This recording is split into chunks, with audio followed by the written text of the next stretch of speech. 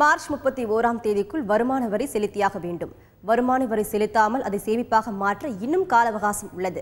வரி கட்டாமல் தப்பிக்க என்னென்ன திட்டங்கள் உள்ளன என்பதை தற்போது பார்க்கலாம். வருமான வரி செலுத்தும் ஒவ்வொருவரும் ATCயின் கீழ் 1.5 லட்சம் ரூபாய் வரை வரி சலுகை பெறலாம். இதன் கீழ் வரி சலுகை பெற அரசாங்கத்தால் அங்கீகரிக்கப்பட்ட பல திட்டங்கள் உள்ளன.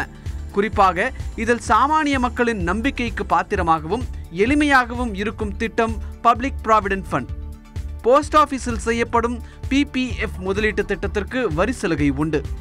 இதைத் தொடர்ந்து ஈக்விட்டி லிங்க் சேவிங் ஸ்கீம் என்ற திட்டத்தில் முதலீடு செய்யலாம்.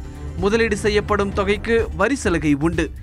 இன்னும் 8 நாட்களே உள்ள நிலையில் இணையத்தில் காப்பீட்டு திட்டங்களை பெறலாம். காப்பீடுகளுக்கு செலுத்தும் பிரீமியம் தொகை ATCயின் கீழ் வரி சலுகை பெறும். வரி சலுகை பெறுவதற்கு என்றே குறிப்பிட்ட முதலீட்டு திட்டங்கள் உண்டு. குறிப்பாக 5 வருட காலம் தொடரும் வைப்பு நிதி திட்டத்தில் முதலீடு செய்யப்படும் தொகைக்கு வருமான வரி சலுகை உண்டு.